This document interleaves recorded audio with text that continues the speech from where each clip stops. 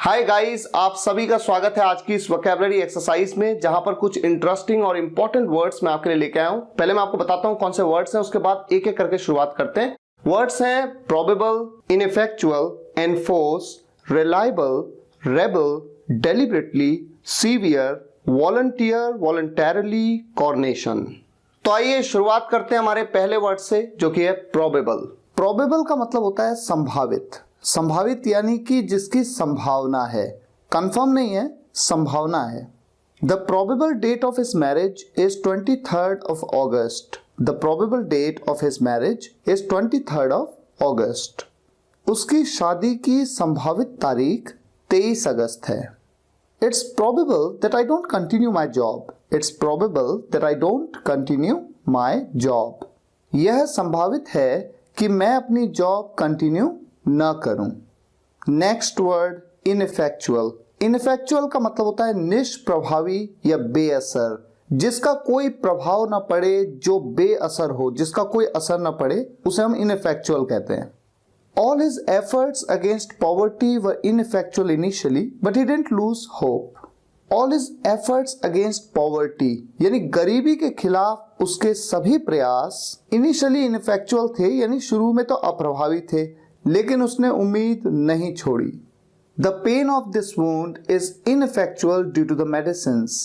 The pain of this wound, wound मतलब होता है घाव। इस घाव का दर्द दवाओं के कारण बेअसर है, यानी दवा खा देने से इस घाव का अब कोई असर पड़ ही नहीं रहा है। Next word enforce. एनफोर्स का मतलब होता है लागू करना, जैसे किसी कानून को लागू किया जाता है। No law can be enforced unless is passed by the parliament. No law can be enforced unless is passed by the parliament. कोई भी कानून लागू नहीं किया जा सकता जब तक वो संसद द्वारा पास नहीं किया जाता। All attempts by the government to enforce this law were ineffectual. All attempts by the government to enforce this law were ineffectual. सरकार द्वारा इस कानून को लागू करने के सभी प्रयास निष्प्रभावी थे। Next word reliable. रिलायबल का मतलब होता है विश्वसनीय या भरोसेमंद।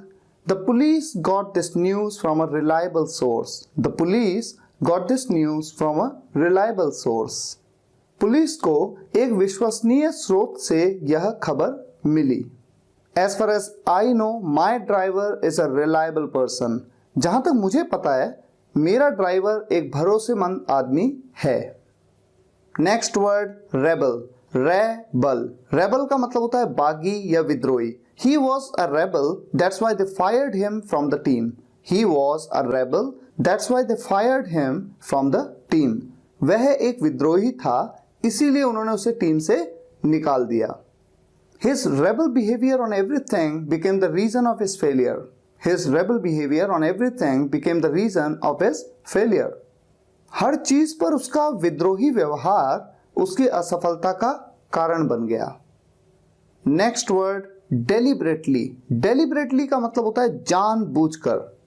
You are deliberately trying to hurt him. You are deliberately trying to hurt him. आप जानबूझकर उसे चोट पहुंचाने की कोशिश कर रहे हैं। आप जानबूझकर उसे चोट पहुंचाने की कोशिश कर रहे हैं। I was deliberately ignoring him. I was deliberately ignoring him. मैं जानबूझकर उसकी अनदेखी कर रहा था, यानी कि मैं जानबूझकर उसे इग्नोर कर रहा था। Next word severe.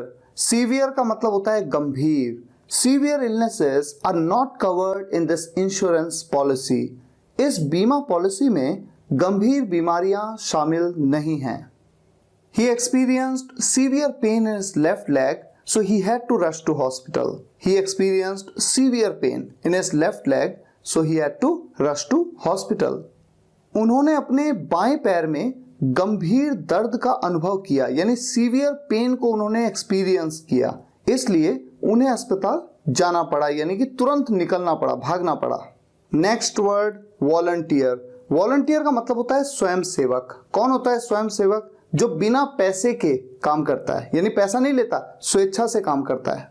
A volunteer is the one who gives his service without being paid. A volunteer is the one who gives his service without being paid. स्वयं सेवक वो होता है जो बिन पैसे लिए, यानी बिना पैसे लिए अपनी सेवा देता है। Seeing the noble work of this organization, he became its volunteer for the lifetime. Seeing the noble work of this organization, he became its volunteer for the lifetime. इस संगठन के नेक काम को देखकर, यानी अच्छे काम को, नोबल वर्क को देखकर वो जीवन भर के लिए फॉर द लाइफ टाइम इसके स्वयंसेवक बन गए।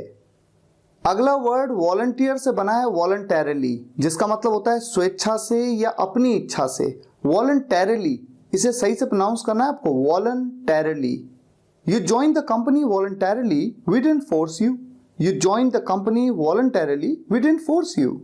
आपने अपनी इच्छा से कंपनी ज्वाइन की, हमने आपको बाध्य नहीं किया, यानी हमने आपको फोर्स नहीं किया। I voluntarily gave up my claim on this property. I voluntarily gave up my claim on this property. मैंने अपनी इच्छा से इस संपत्ति पर अपना दावा छोड़ दिया। मैंने अपनी इच्छा से संपत्ति पर, इस प्रॉपर्टी पर अपना दावा छोड़ दिया। और आज का हमारा आखिरी वर्ड है कॉरोनेशन। कॉरोनेशन का मतलब होता है राज तिलक करना या राज्याभिषेक करना।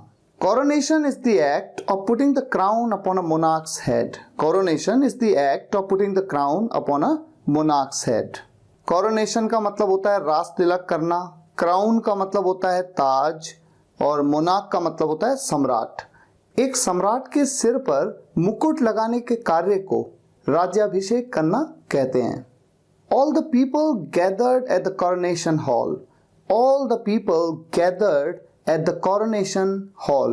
सभी लोग राज्याभिषेक हॉल में एकत्रित हुए। आज के लिए यहीं तक। उम्मीद है आपको ये वीडियो लेक्चर पसंद आया होगा। पसंद आया हो तो लाइक करिएगा, शेयर करिएगा और कमेंट्स में बताइएगा कैसा लगा। Thank you so much for watching this video guys. See you in the next video lecture. Take care, good bye.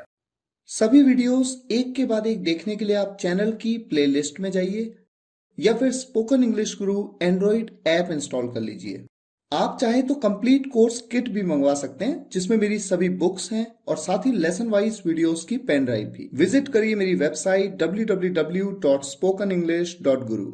अगर आप एक सक्सेसफुल ब्लॉगर बनना चाहते हैं तो आप मेरा ब्लॉगिंग कोर्स भी ज्वाइन कर सकते हैं, जिसमें आपको 6 मंथ्स का फ्री टेक्निकल सपोर्ट दिया जाता है। अधिक जानकारी के लिए विजिट करिए www.wemakebloggers.com।